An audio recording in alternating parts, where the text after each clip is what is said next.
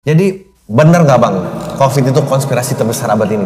Kenapa kamu mengatakan bahwa itu konspirasi? Ya karena kita ngertinya ini Bang, itu emang ada dan kita harus mengikuti protokol tertentu. Pada saat itu vaksinasi digalakan.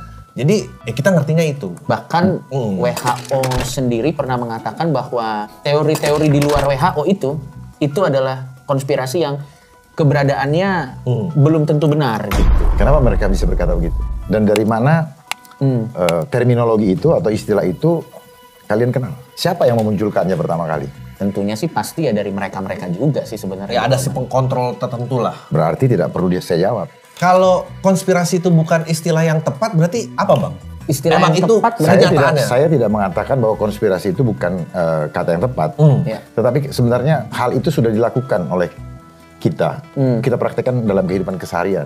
Yaitu dalam bentuk kata koordinasi, kolaborasi, ya kan? Terus kemudian juga kong kali kong, kerjasama, main mata. Sebenarnya itu saja.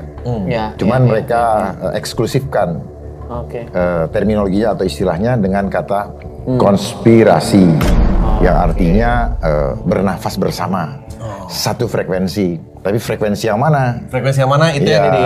Frekuensi yang ikut kepada frekuensi dari Tuhan atau frekuensi yang jahat. Kalau frekuensinya jahat atau bertentangan dengan Tuhan, ciri-cirinya memaksa.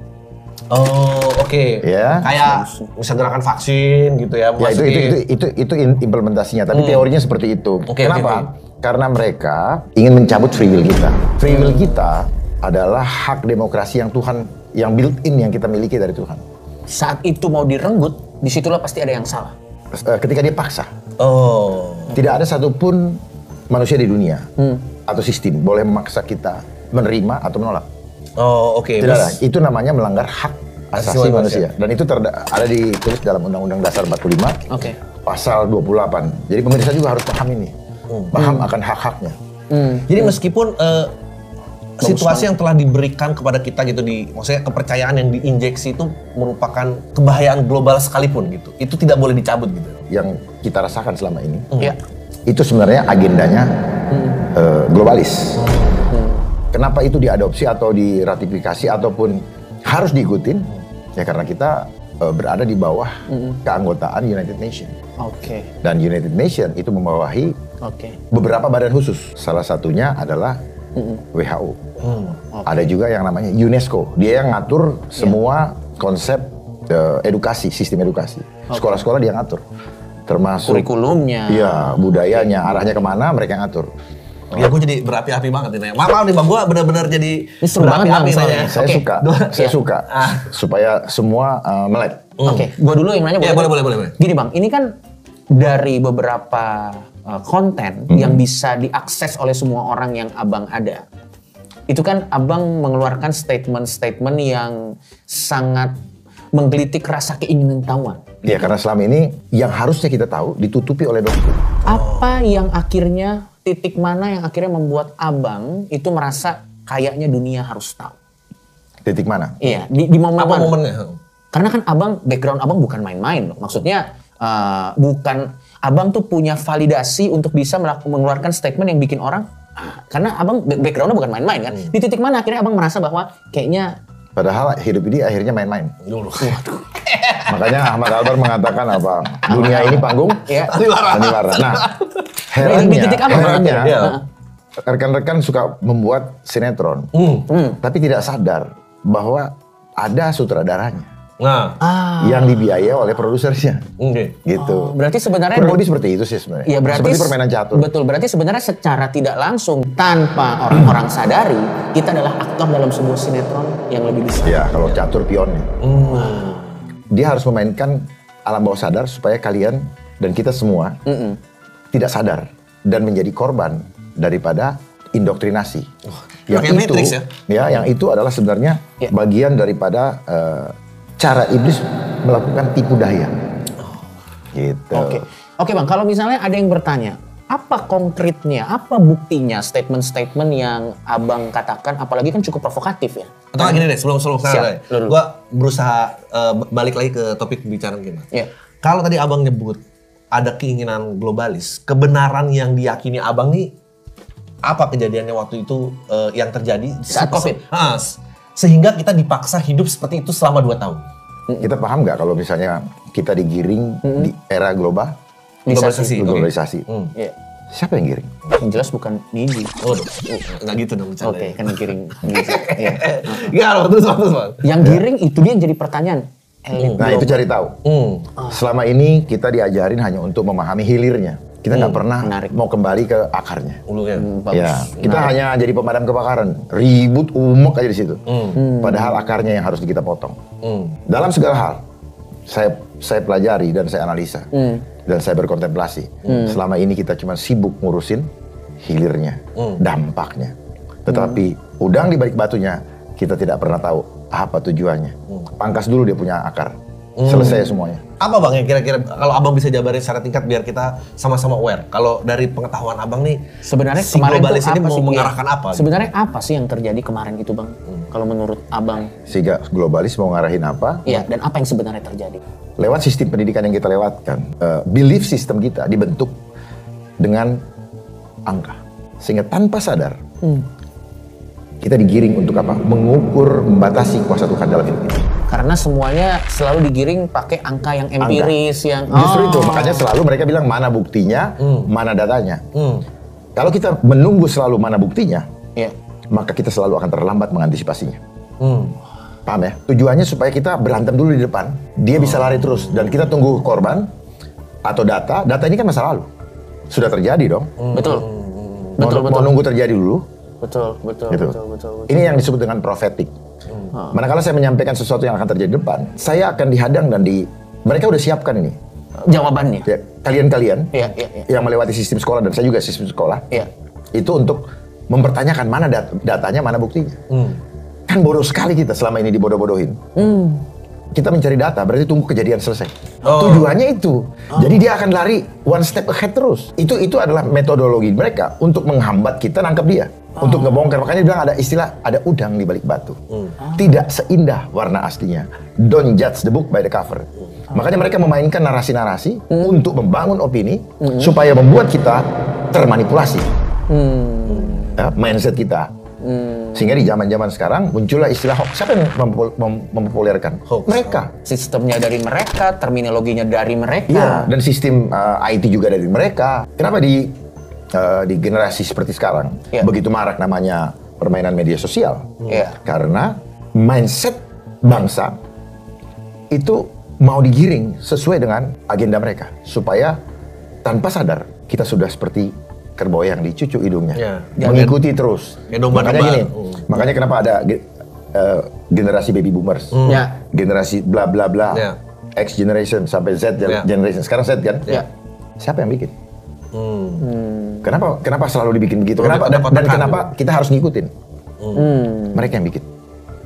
Perang Dunia 1, Perang Dunia 2, Perang Dunia 3. Ya buku aja main jilid-jilid. Jadi termasuk kurikulum yang dipelajari atau bukan dipelajari, didoktrinkan di sekolah. Itu dari mereka. Menggiring sesuai dengan arah dan tujuan kemana mereka pergi. Kemana mereka inginkan. Jadi kita ini adalah manusia-manusia yang terkondisi, baik perilaku, pemahaman, dan mindset kita. Apa yang bikin Abang bisa keluar dari penggiringan tersebut? Di titik mana Bang? Abang akhirnya sadar bahwa wah semua ini adalah penggiringan. Di titik mana Bang? Pada saat Tuhan akan membukakan kebenarannya. Pribadi saya yang 4-5 tahun lalu bukan seperti ini. Berarti ada masanya. Saya sama seperti kalian. Berarti ada masanya Abang tergiring juga ya? Ya, selama ini kan saya kejar gelar, mengejar pangkat. Apa yang terjadi? Keserakahan kita diangkat terus. Dari sini mau ke sini, mau ke sini. Kapan kita mau cari Tuhan? Nggak jadi orang yang merdeka gitu ya? Ya, merdeka. Free will, gimana mau merdeka? Free will. Merdeka itu di free will, bos. Benar juga. Ya. Benar juga. Benar. Ya, free will kita diambil. Benar. Digiring terus. Nggak boleh keluar dari situ. Kalau keluar dari situ, kamu orang lain, kamu orang gila. Kamu orang radikal. Kenapa? Karena sejak sekolah, kita didoktrin tanpa kita sadari. Gunakan pakaian seragam. Dari mulai itu dulu ya? Dari mulai itu. Kan tanpa sadar bahwa kalau kamu tidak berseragam, kalau seragam kita berbeda, maka kamu bukan teman saya. Jadi pemberontak. Jadi atau bahkan kita jadi aneh sendiri bukan teman saya. Oh, mulai dari situ dulu iya ya? dong. Oke, menarik. Jadi lihat yang pernah ini. Memang, ya. Ini adalah konsep Davide et Impera tanpa disuruh. Dia bermain dengan rasa. Rasa. Tapi Bang, gue mau challenge lagi Bang. Bagus banget. Nggak seperti kamu. Kenapa kamu bisa tatoan? Kenapa bisa tatoan? Kalau bukan ada contoh kalian nggak akan begini. Memang. Ya, udah. Sebelumnya udah ada yang mereka yang populerkan itu. Dan dia bangun opini bahwa ini adalah seni. Ya makan itu seni.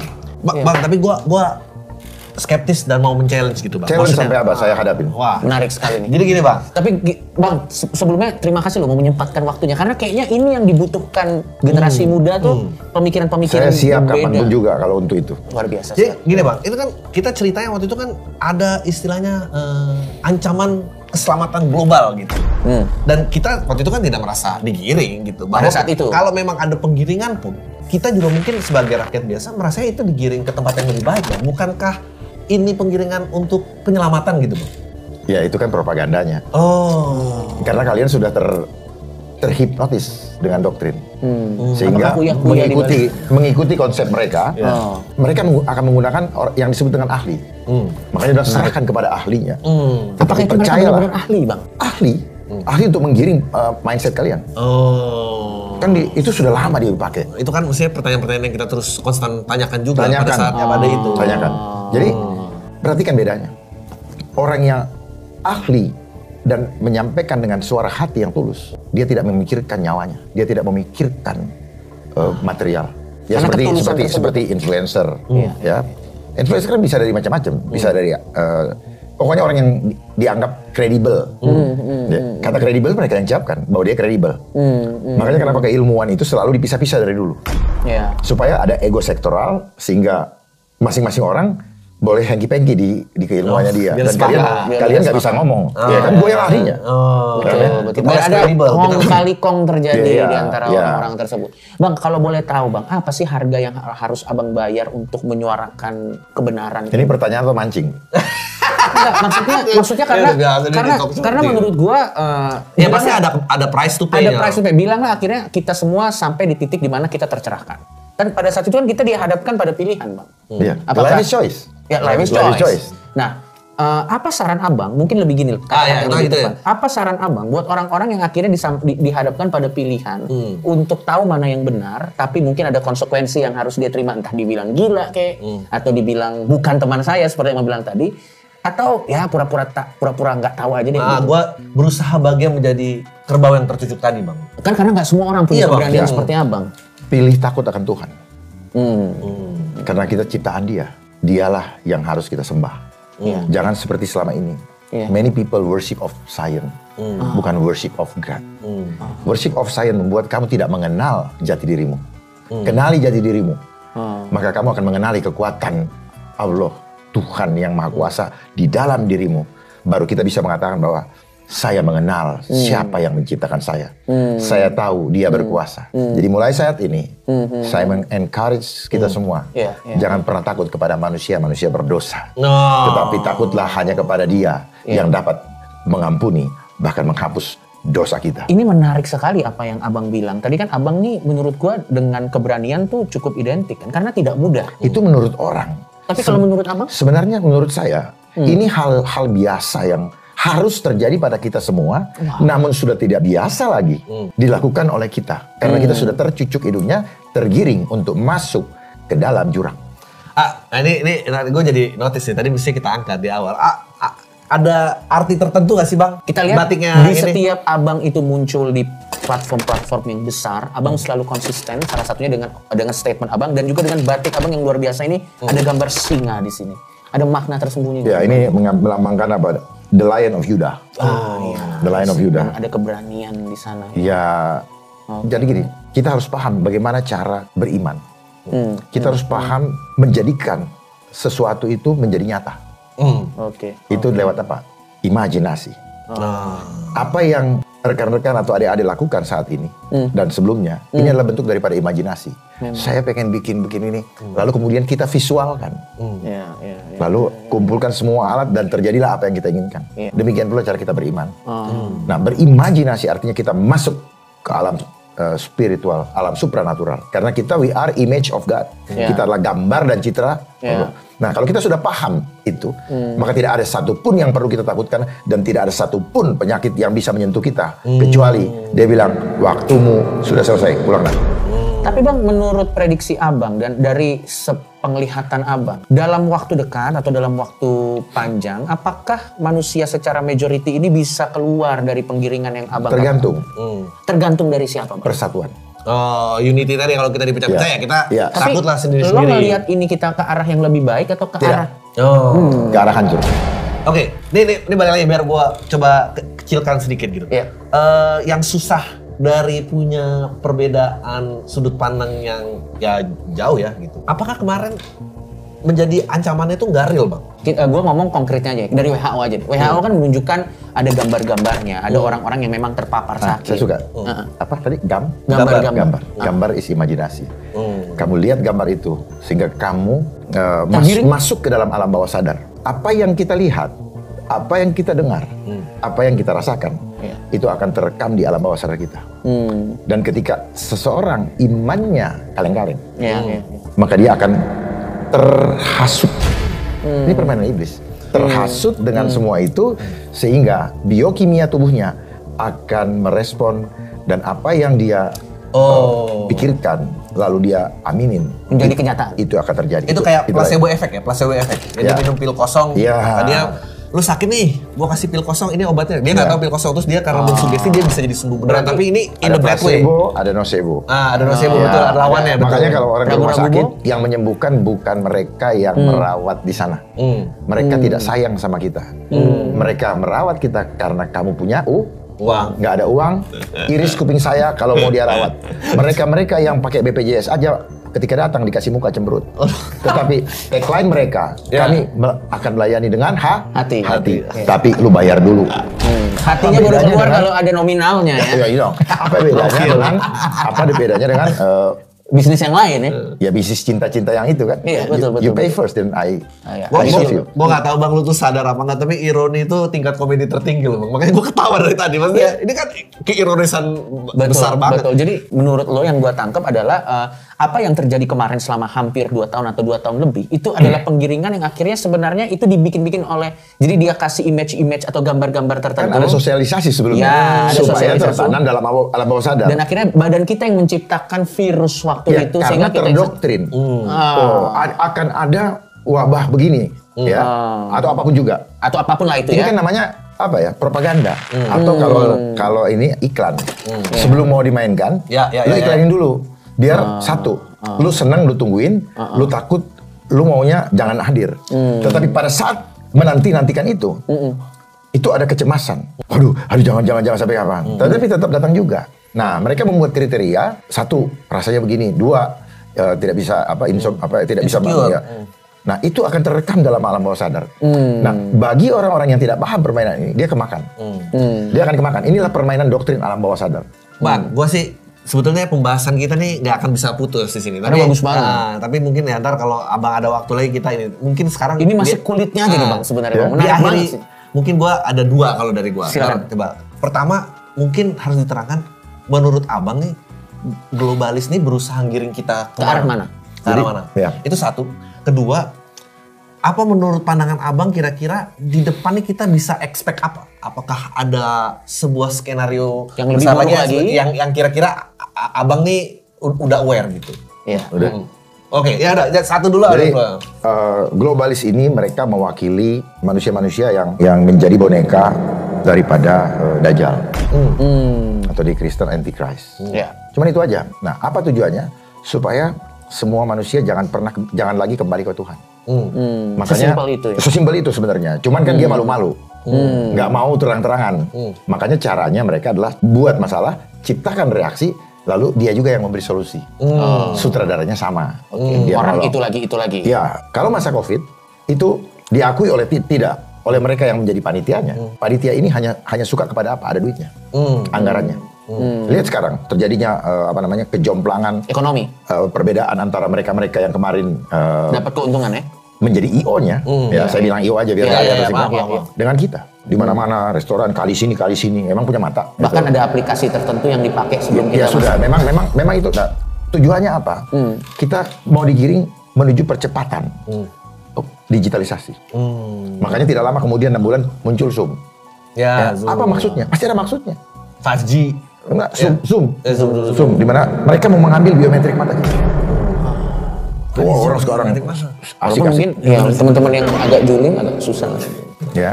Dan selama kita menggunakan internetnya mereka, jangan pernah percaya kalau itu aman.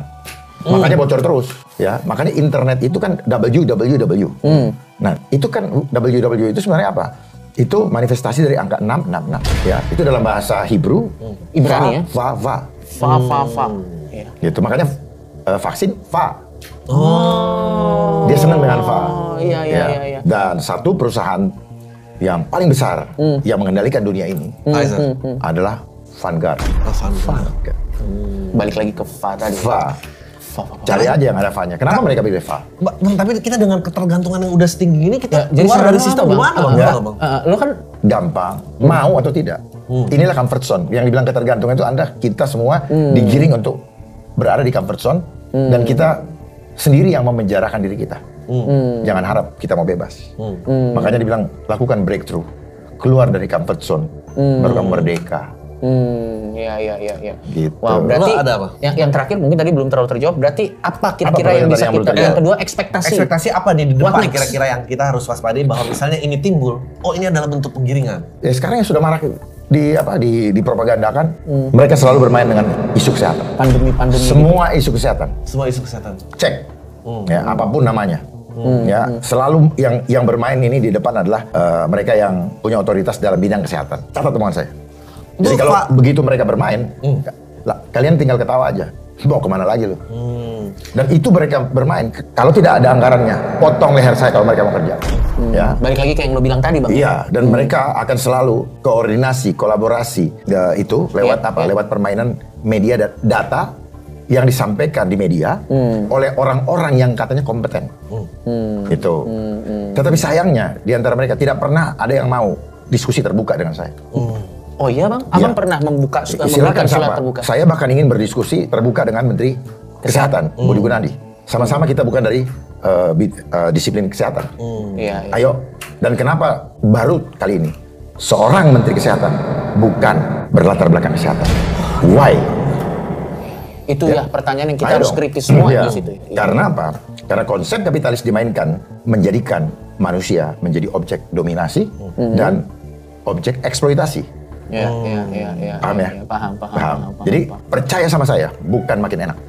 Akan makin sulit. Semakin regulasi yang disiapkan itu adalah payung hukum mereka sebelum mereka mainkan di depan yang akan membuat kita we have no right di bumi ini. Padahal Tuhan menciptakan kita dengan free will dan ingin kita menikmati bumi ini. Tetapi mereka tidak menginginkan itu ada. Sehingga mereka punya program depopulasi. Nah, kita saat ini depopulasi. ya, kita saat ini berada dalam agenda ketiga. Agenda pertama money, mereka sudah kuasai. Agenda kedua power. Agenda ketiga adalah control population dengan program-programnya. Dan program kontrol populasi itu silakan dibaca. Mereka sebut dengan Sustainable Development Goals dengan 17 program berkelanjutan. Dan itu disebarkan di mana-mana dan lihat gambarnya selalu menggunakan gambar warna pelangi. Wah, itu juga gue baru sadar. Paham ya? Lo ada nggak nih? Gua boleh nambah satu. Silakan. Gua tadi penasaran Bang, lu nyebut masalah kesehatan gitu, apalagi berkaitan lu tadi nyebut VA gitu. Apa VA itu dengan misalnya gua nggak tahu ini mirip apa? Soalnya kan jadi kesannya kayak cocok. Tapi maksud gua bukan gitu, tapi saya paham itu. Halusinasi dan macam-macam. Iya. Vegetarian apakah termasuk? Vega kan? V. Oh, berarti itu juga Anda termasuk vegetarian program. bagian Ya, dari saya punya mapping projectnya soalnya. Ya, saya bisa kasih. Bang, Bisa tapi diakses gimana? di mana, Bang? Maksudnya Ya, itu kita- bisa diakses. Oke, apakah pertama, Abang buka gitu buat apakah orang, itu apa diakses untuk umum? Itu yang pertama. Dan yang kedua, apa tanggapan Abang untuk orang-orang yang mengatakan bahwa Abang adalah halu? Pasti ada dong orang-orang atau haters Abang yang mengatakan Abang halu. Ya itu tadi, karena semua orang sudah dibikin seragam. Kan gitu sebenarnya. Jadi saya nggak aneh, saya nggak menyalahkan mereka mengatakan itu. Karena Dia udah kebal aja, saya pun korban. Cuman saya yang sudah tercerahkan, saya yang sudah dibukakan sama Tuhan. Iya. Saya dapat hikmat, dapat hidayah untuk saya sampaikan. Oke Bang, aku boleh menyebut satu orang tokoh yang sempat vokal soal COVID dan dia dapat konsekuensinya karena itu. Menurut Abang gimana tanggapan Abang? Ada Jering. Kalau Jering menurut Abang bagaimana? Beli Jering. Ya, apakah dia sudah mau hampir keluar? Apakah statement-statementnya tepat mengenai COVID saat itu, Bang? Kalau menurut sebenarnya Abang, kontennya isinya nggak ada yang nggak salah. Jadi gini, What to say benar, how to say salah. kebenaran yang tidak cerdas akan kalah dengan kejahatan yang terorganisir. bagus banget. Bang, udah Bang, itu tutup aja. Itu Closing bagus statementnya banget. nggak akan bisa lebih tinggi lagi, Bang. Bagus banget. Thank you banget Bang, udah mau datang, Bang. makasih. Bang, makasih banget Makasih mau banget. menyempatkan waktunya untuk ngasih perspektif berbeda. Yang mana di sini kita belajar bahwa apa yang berbeda jangan langsung dilihat dengan sebelah mata. Ya. Lihat itu sebagai sebuah referensi, lihat itu sebagai sebuah kemungkinan yang mungkin terjadi dan mudah-mudahan Bang tadi surat terbuka Abang bisa didengar oleh pihak yang terkait dan semoga akan ada diskusi antara Abang dengan mungkin mudah-mudahan dengan Menteri Kesehatan, itu akan menjadi sebuah konten yang sangat menarik. Semoga, karena saya sudah beberapa kali berharap itu. Oke, bro, semoga ini konten bermanfaat buat lo semua. Ini episode paling spesial buat Konspirasi Gokil, Kecil. Mungkin terima kita harus ganti nama juga, jangan. Iya, kenapa? Iya, karena ternyata konspirasi itu ada konspirasi lagi di balik itu. Dan satu lagi, tolong buat para perusahaan batik endorse, Pak. Karena beliau selalu konsisten pakai batik. Dan menurut gua ini adalah salah satu cara, selain dia punya filosofi di balik itu, salah satu cara Abang ini untuk menunjukkan bahwa kebudayaan Indonesia juga bisa kok keren dipakai kemana-mana. Oke, sampai ketemu lagi. Bye-bye. Terima kasih.